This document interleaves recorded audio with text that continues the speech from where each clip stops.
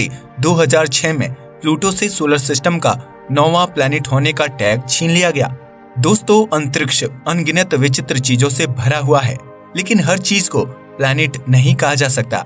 हमारी solar system में ही देख लो, हजारों लाखों साल निकल जाएंगे, मगर सोलर सिस्टम में मौजूद चीजें खत्म नहीं होंगी। इतनी अनगिनत चीजों में से सिर्फ 8 ही चीजों को प्लैनेट का दर्जा प्राप्त है। मरकरी, वीनस, अर्थ, मार्स, जुपिटर, सैटर्न, यूरेनस और नेपट्यून, ये वो 8 महाशय हैं जिन्हें सोलर सिस्टम के 8 प्लैनेट्स कहा जाता है, जिनमें हर प्लैनेट की अपनी एक विशेष पहचान है। जैसे जुपिटर सोलर सिस्टम का महाबली, तो मंगल को लाल ग्रह कहा जाता है। मतलब इसी तरह हर प्लैनेट अपने आप में विचित्र है, रहस्यमयी है। लेकिन इन्हें ही प्लैनेट्स का दर्जा क्यों दिया गया? इतने बड़े सोलर सिस्टम में और भी तो चीजें मौजूद हैं।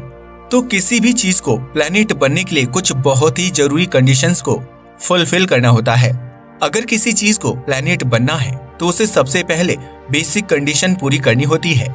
वो ये है कि सोलर सिस्टम के बीचों बीच मौजूद हमारे सूर्य को ऑर्बिट करता हो, वो सूर्य के अलावा किसी दूसरी चीज का ऑर्बिट ना लगाता हो, उसकी ग्रेविटी इतनी होनी चाहिए जिससे वो अपने आप को गोल आकार में ढाल के रख सके। सबसे जरूरी, वो अपनी ऑर्बिट को अच्छी तरह से साफ रख सके।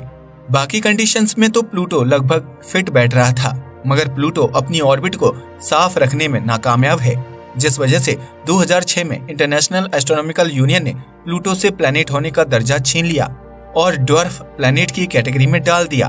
प्लूटो को फिर से प्लैनेट का दर्जा देना चाहिए या ड्वार्फ प्लैनेट की कैटेगरी में ही रखना चाहिए। इसको लेकर दुनिया भर के वैज्ञानिक आपस में बटे हुए हैं। लेकिन अभी कुछ ही सालों पहले कुछ वैज्ञानिकों ने सोलर सिस्टम में 9वां प्लैनेट हो सकता है, इसकी संभावना को जताया और पूरे खगोल विज्ञान जगत को यानी कि एस्ट्रोनॉमी को हैरत में डाल दिया। लेकिन इसमें हैरान करने वाली कौन सी बात है? प्लूटो भी तो पहले 9वां प्लैनेट था ना। अगर 9वां प्लैनेट होगा भी तो उसमें ऐसी कौन सी नई बात है? वैज्ञानिकों द्वारा बताए गए इस 9वें प्लैनेट की खासियत जानकर आप दंग रह जाएंगे, क्योंकि जब मैंने भी इसके बारे में पढ़ा तो मैं अभी चौंक गया था। वैज्ञानिकों की डीप स्टडी के अनुसार ये प्लैनेट सोलर सिस्टम के किनारे पर मौजूद हो सकता है। लेकिन हैरान करने वाली बात तो ये है कि इस प्लैनेट का मास पृथ्वी के मास से 10 गुना ज्यादा हो सकता है। इस संभावित प्लैनेट की सूर्य से दूरी पृथ्वी की सूर्य की दूरी से 300 से 1000 गुना ज्यादा हो सकती है, जो असल में बहुत ज्यादा है। हमारे सोलर सिस्टम का सबसे आखिरी और सबसे ज्यादा दूरी पर स्थित प्लैनेट नेपट्यून है। इसे सूर्य का एक चक्कर लगाने के लिए तकरीबन 165 सालों का समय लग जाता है। लेकिन वैज्ञानिक जिस प्लैनेट 9 की बात कर रहे हैं, वो अगर सच में हुआ तो उस प्लैनेट की सूर्य से दूरी देखते हुए वैज्ञानिकों ने अनुमान लगाया है कि इस प्लैनेट 9 को सूर्य का एक चक्कर लगाने में 10 से 20,000 सालों का समय लग जाता है। सबसे चौंका देने वाली बात तो ये है कि ये आज तक किसी भी टेलीस्कोप से डिटेक्ट नहीं किया गया है। ये तो वैज्ञानिकों का अनुमान है कि सोलर सिस्टम के किनारे पर नेपट्यून के आकार का प्लैनेट मौजूद हो सकता है।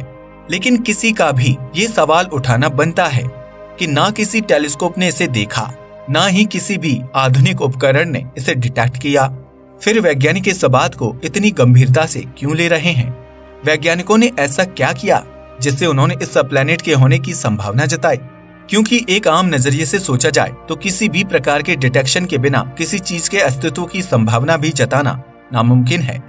दरअसल वैज्ञानिकों ने काइपर बेल्ट, जो कि प्लूटो के बाद से स्टार्ट होती है, जहां कई सारे डॉर्फ प्लैनेट्स, एस्टेरॉइड्स और कई तरह की आइसी बॉडीज मौजूद हैं, इसी काइपर बेल्ट के कुछ ऑब्जेक्ट्स की वैज्ञानिक स्टडी कर रहे थे। उसी वक्त उन्होंने देखा कि कुछ 5 से 6 चीजों की ऑर्बिट बाकी सबसे अलग थी, मानो जैसे वो किसी बड़े से प्लैनेट की ग्रेविटी से कनेक्ट हों। आपको तो ये पता ही होगा कि हमारा मून हमारी पृथ्वी की ग्रेविटी से टाइडली लॉक्ड है, वो एक समान रास्ते से पृथ्वी को ऑर्बिट करता है। इसी तरह काइपर बेल्ट की दुनिया में मौजूद ये ऑब्जेक्ट भी इसी अंदाज में किसी अननोन चीज को ऑर्बिट कर रहे थे। इसी को देखते हुए वैज्ञानिकों ने पूरे सोलर सिस्टम का एक सिमुलेशन तैयार किया। उसमें हर प्लैनेट के मास, उसकी ऑर्बिट और बाकी चीजों की स्टडी की और मैथमेटिकल मॉडल के आधार पर प्लैनेट 9, जिसे प्लैनेट एक्स भी कहा जाता है, इसके होने की संभावना जताई। अब इस अनुमान भर से ही दुनिया भर के वैज्ञानिक गहरी सोच में डूबे हुए थे कि तभी कुछ दूसरे वैज्ञानिकों ने ये एक प्लैनेट ना होकर ब्लैक होल होने का दावा ठोक दिया। वैज्ञानिकों के अनुसार इस ब्लैक होल का जन्म बिग बैंग की होने के बस कुछ सेकंड्स बाद ही हो गया था। मतलब जिस वक्त ब्रह्मांड की रचना नहीं हुई थी, बस उसकी शुरुआत हुई थी, उसी वक्त इस ब्लैक होल का निर्माण हुआ। और जब हमारे सोलर सिस्टम की रचना हुई तब हमारी सोलर सिस्टम ने उसे पकड़ लिया होगा। इसके बारे में हम आगे जाने उससे पहले क्या आप मुझे ये बता सकते हैं कि आखिर ब्लैक होल का निर्माण कैसे होता है? मुझे पता है कि इसका जवाब ज्यादातर लोगों को पता है। जब कोई बड़ा तारा डेड हो जाता है और अपनी ही ग्रेविटी के कारण सिकुड़कर एक छोटी सी जगह में अपना पूरा मास लेकर बैठ जाता है, तब ब्लैक होल का निर्माण होता है। लेकिन प्राइमोर्डियल प्रकार के ब्लैक होल का निर्माण बिग बैंग के होने के 1 सेकंड से भी कम वक्त में ग्रेविटेशनल पर्टर्बेशंस के चलते हुआ था। इन ब्लैक होल्स का साइज बहुत कम होता है। हमारे सोलर सिस्टम के किनारे पर वैज्ञानिकों ने जिस ब्लैक होल के होने का अनुमान लगाया है वो सिर्फ 5 सेंटीमीटर का हो सकता है। मतलब कुछ भी भाई, गलती से आपने सेंटीमीटर बोल दिया, वहाँ कुछ और ही होना चाहिए था।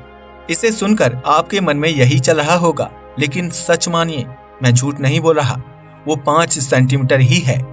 अगर आपको लग रहा है कि 5 सेंटीमीटर का ब्लैक होल क्या कर सकता है, तो ये जान लीजिए अगर पृथ्वी नष्ट होते समय ब्लैक होल में परिवर्तित हो जाए तो ये मात्र 0.87 सेंटीमीटर का ब्लैक होल होता। मतलब 1 सेंटीमीटर से भी कम। क्यों, है ना अविश्वसनीय? तो सोच कर देखो 5 सेंटीमीटर का ब्लैक होल कितना पावरफुल होता होगा। अब क्योंकि इस ब्लैक होल का साइज ही इतना छोटा होता है, तो इतनी दूरी से इतने से ब्लैक होल को डिटेक्ट करना किसी भी टेलीस्कोप के लिए इम्पॉसिबल टास्क है। लेकिन दोस्तों वो क्या है ना, हम सीधे ब्लैक होल को नहीं देख सकते, लेकिन उसे ऑर्बिट कर रहे ऑब्जेक्ट्स की मूवमेंट देखकर इसके अस्तित्व का पता लगाया जा सकता है। वैज्ञानिकों ने कहा है कि इसकी स्टडी करने के लिए वह एकदम हाई लेवल के टेलीस्कोप की सहायता लेने वाले हैं। और मुझे ये तो बताने की जरूरत है नहीं कि वैज्ञानिक किस टेलीस्कोप की बात कर रहे हैं। जी हाँ दोस्तों, वैज्ञानिकों ने मन बना लिया है कि वो जेम्स वेब स्पेस टेलीस्कोप की सहायता से इस स्टडी को अंजाम देने वाले हैं। जेम्स वेब के पहले हबल टेलीस्कोप को आज तक का सबसे पावरफुल टेलीस्कोप कहा जाता था, क्योंकि इसने हमें ब्रह्मांड के उस कोने तक को दिखा दिया जहां हम कभी भी नहीं जा सकते। अगर हबल ने ही इतना सब कुछ बता दिया तो जेम्स वेब स्पेस टेलीस्कोप तो उससे 100 गुना पावरफुल है। सोच के देखो कि ये हमें कहां ले जाने वाला है।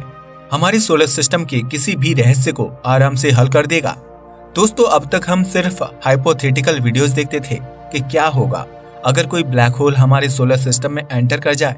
लेकिन अगर वास्तव में हमारे सोलर सिस्टम के छोर पर ये रहस्यमय चीज प्लैनेट 9 ना होकर अगर एक ब्लैक होल हुआ तो फिर क्या होगा? दोस्तों, आपको क्या लगता है कि ये क्या चीज हो सकती है, एक ब्लैक होल या फिर प्लैनेट 9? हमें कमेंट करके बताइएगा। और हाँ, आप में से कितने लोगों को अब डर लग रहा है वो भी बताइएगा। आज के लिए बस इतना ही। वीडियो पसंद आया हो तो इसे लाइक और शेयर करें, साथ ही चैनल को भी सब्सक्राइब करें।